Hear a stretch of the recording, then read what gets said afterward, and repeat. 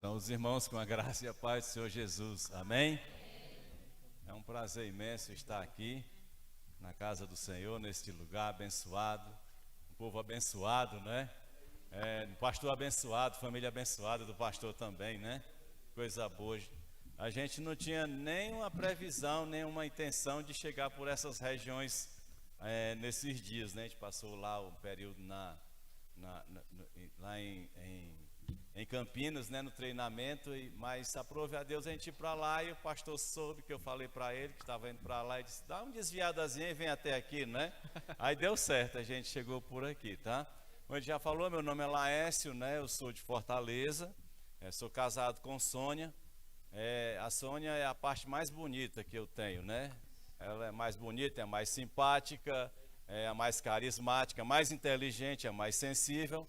Aí o que sobrou de resto está aqui na frente de vocês, tá?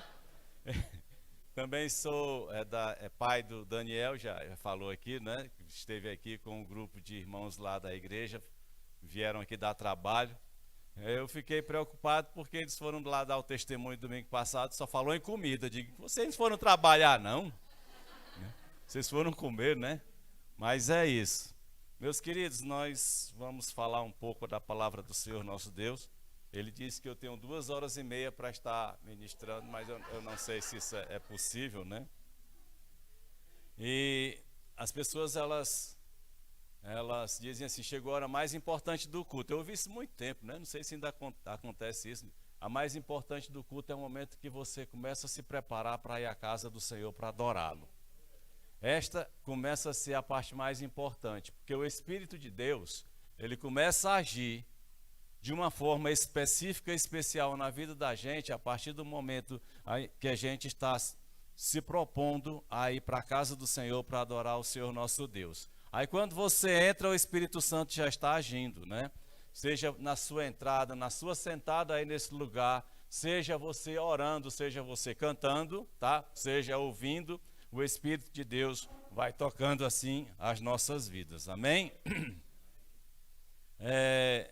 Nós vamos falar aqui algumas coisas, tá? Eu tenho um bom tempo de caminhada com Jesus e de estar na estrada pregando a palavra de Deus já vai mais de 40 anos. Então tem um tempinho já aí anunciando a palavra de Deus, tá?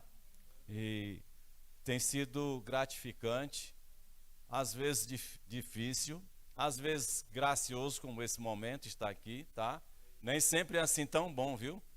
Com a recepção boa ontem aqui, né? E tal, e hoje de manhã também, depois no almoço. Sempre, eu vou acabar tendo que falar de comida lá em Fortaleza também, não é possível um negócio desse, né? Mas tem momentos que são difíceis também. Conduzir uma igreja não é fácil. E desde que eu me entendo de pregar a palavra de Deus ou de ser ouvinte da palavra de Deus, a gente tem ouvido uma coisa dizendo que Jesus Cristo está voltando, né?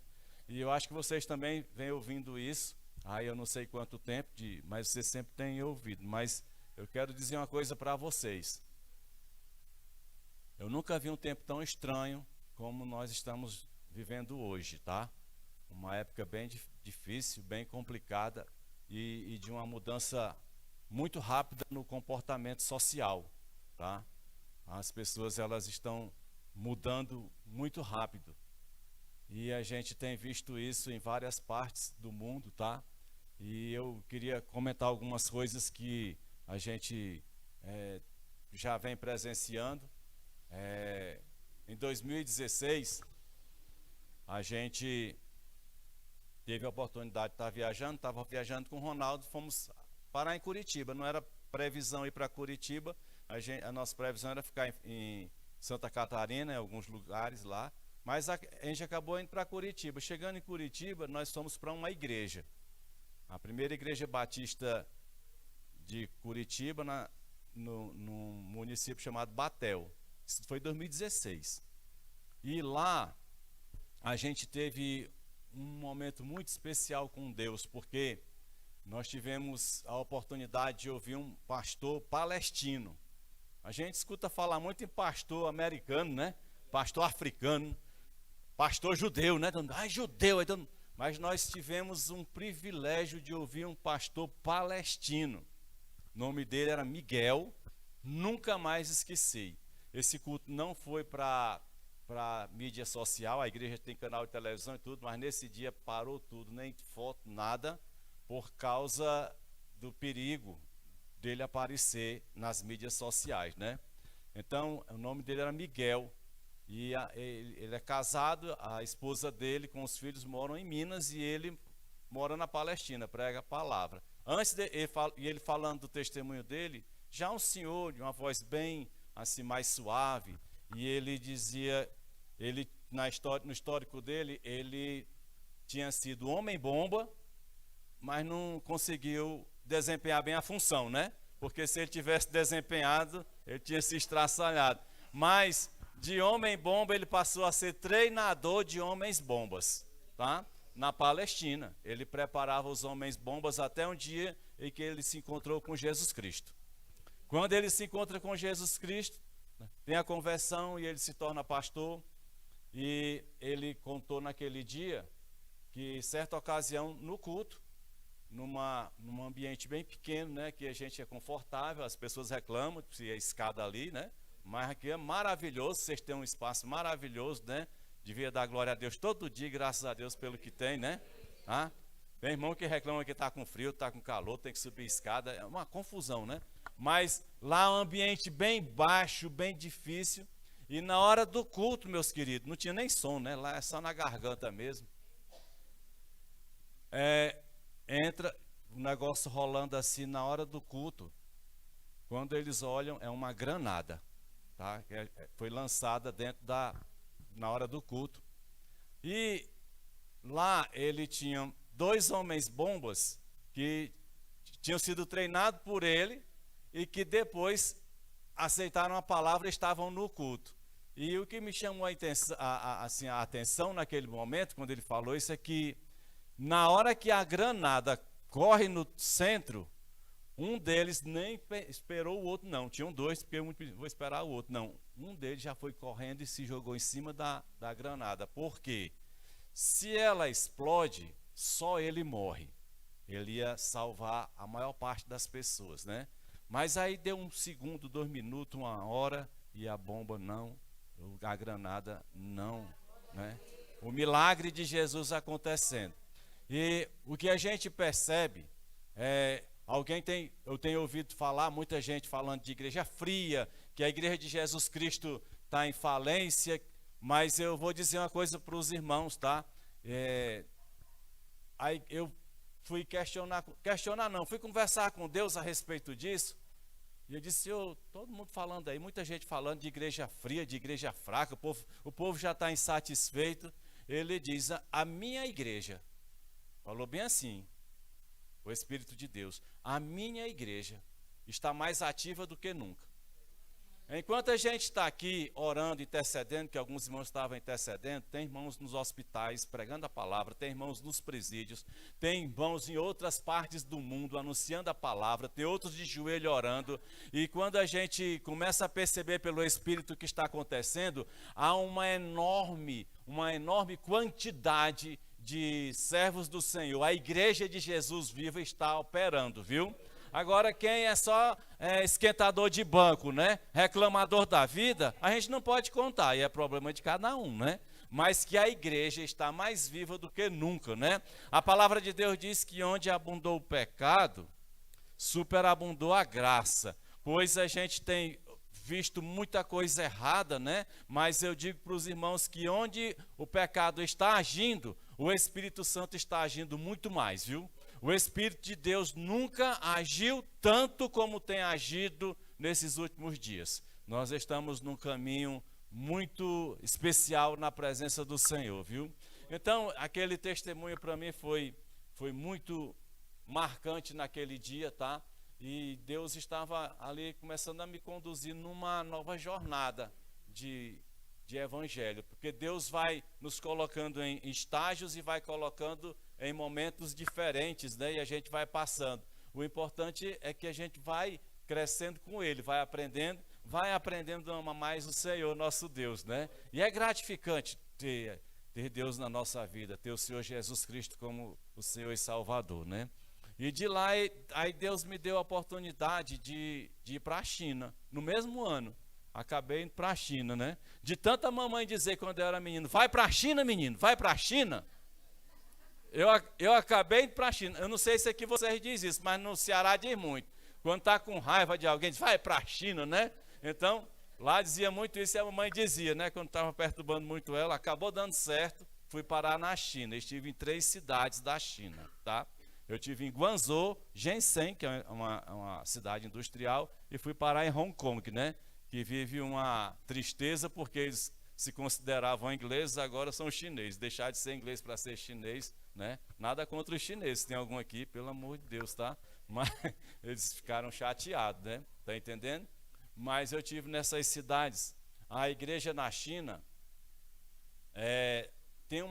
a igreja que ela é aceita, é chancelada, pode estar, mas tem que seguir o que o presidente Xi Jinping diz que é para ser, como é que a igreja tem que fazer, o horário do culto, tem que prestar relatório e tudo mais. Mas as igrejas realmente que seguem a palavra de Deus, que quer um compromisso mais com Deus, né? Lá também pode ser qualquer igreja, pode ser igreja católica, igreja evangélica, tá? Pode ser o Islã, tá entendendo? Os muçulmanos, pode ser, pode ter tudo lá. Essa história de dizer que não pode, tá? É conversa. Mas a igreja mesmo, que quer seguir a Jesus Cristo, ela é perseguida lá, tá? E as igrejas evangélicas, elas passam em torno de 30 dias num lugar. Então elas se movem, tá? E elas vão se movendo para vários lugares, tá? E pasmem, porque na China já existe uma conversão, já naquele ano de 2016, de 7 mil chineses por dia se convertendo, viu? Na China. A previsão é que até 2030 a China ela tenha mais crentes do que o Brasil tem de pessoas, tá? A previsão na China, tá?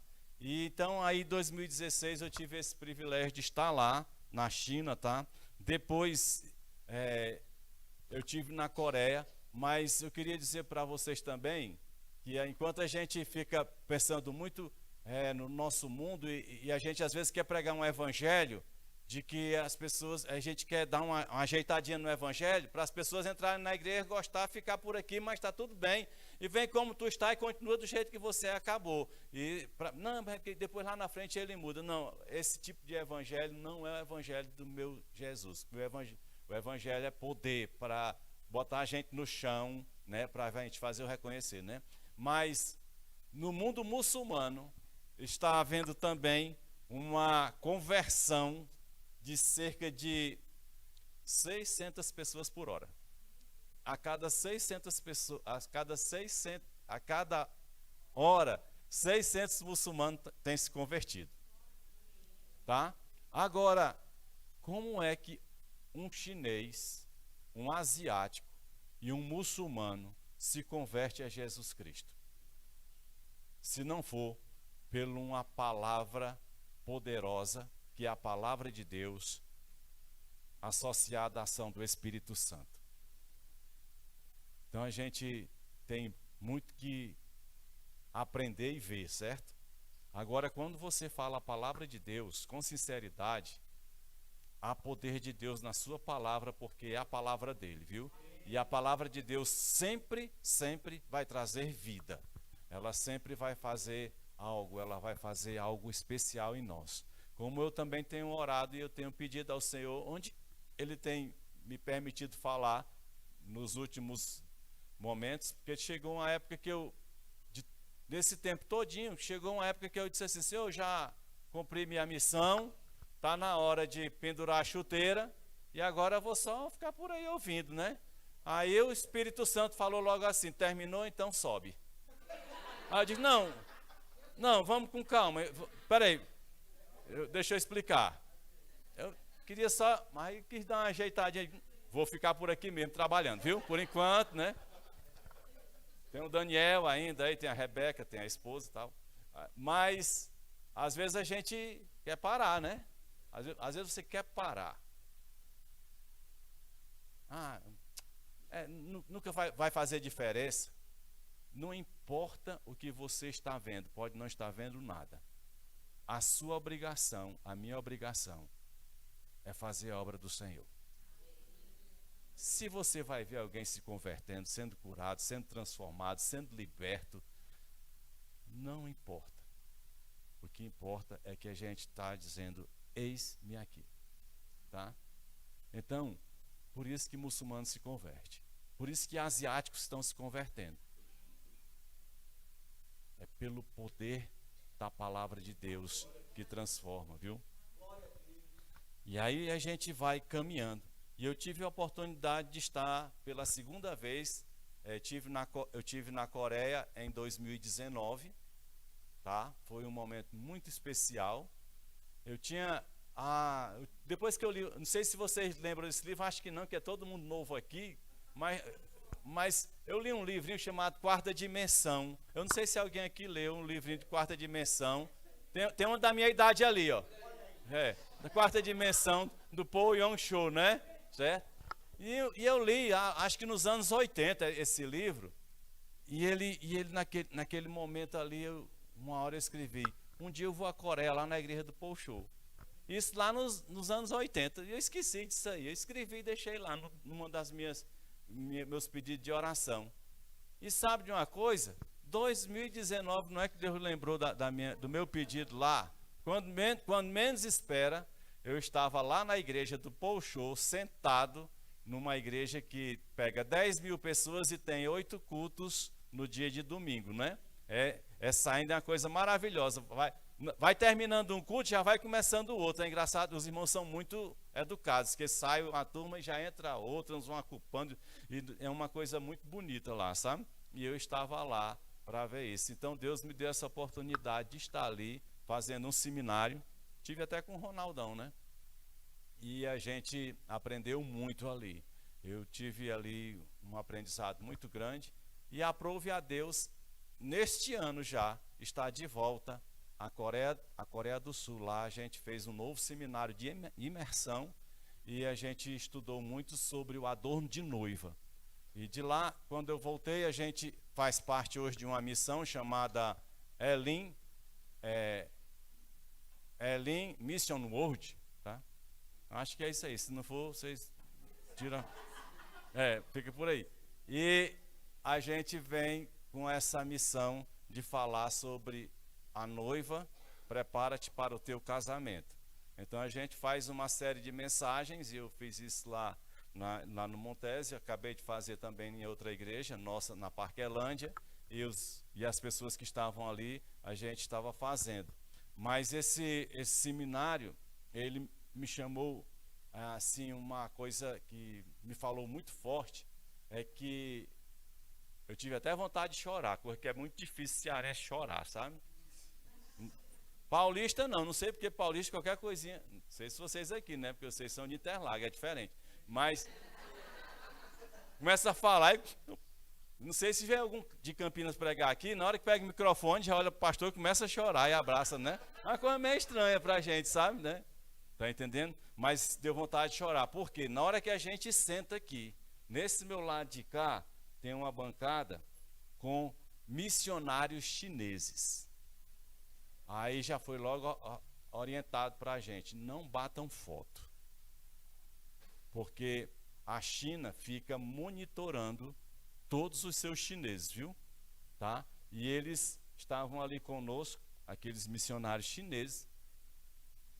E eu olhei para um senhor, ele nem falava inglês, se falasse também não adiantava, né? Para mim.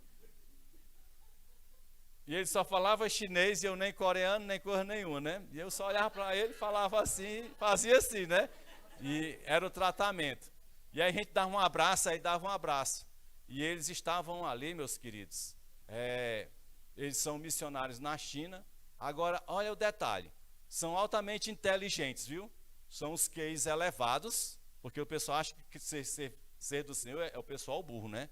Mas não, é o contrário, é o pessoal mais inteligente, porque sabe que vai para o céu. Aí, QI elevado, eles não têm a característica de missionário, eles são professores de universidade, trabalham em grandes empresas, trabalham para o governo, desempenhando várias funções, e eles, então, vão ali lentamente, pelo poder do Espírito Santo, evangelizando, viu? Então, eles estavam ali, e eu tive a oportunidade de estar com um dos, esse é dos Estados Unidos, estava na Coreia também lá, um dos projetistas do smartphone, do protótipo do smartphone. Ele foi um dos projetistas, muito inteligente, e ele deu até um seminário para a gente lá, tá? E ele mora nos Estados Unidos, bem simples a gente conversou ali bastante, e foi muito legal, sabe? E os chineses estavam se preparando, pedindo oração, porque eles estão com um projeto de entrar na Coreia do Norte, um dos países mais fechados do mundo para o evangelho. E eles estavam lá, e a gente lá procurando saber com o intérprete tudinho de como é que vocês vão fazer. Disse, nós estamos nos capacitando para sermos professores de universidade lá também. Estamos mandando alguns professores, algumas pessoas que são da área da tecnologia, com alta capacidade, vão estar dando orientação lá, e vamos aproveitar e vamos entrar com o evangelho. Então, o evangelho chega a todo canto. O evangelho chega aqui em Interlagos também, chega em São Paulo, está chegando no Ceará. Nós tivemos uma estatística por muitos anos, e está mudando, em sermos o segundo estado menos evangelizado do Brasil, com apenas 2% de evangélicos, tá? Está mudando. E a gente só perdia para o nosso vizinho, o Piauí, que é da irmã aqui, né? E também lá está mudando, tá? O evangelho está chegando. Como lá o evangelho ainda é menos, há um índice de suicídio muito grande no Piauí, certo? Então, meus queridos, a gente tem uma oportunidade de estar orando. A gente tem muita coisa para fazer. A gente tem muito o que colocar diante do Senhor. Amém?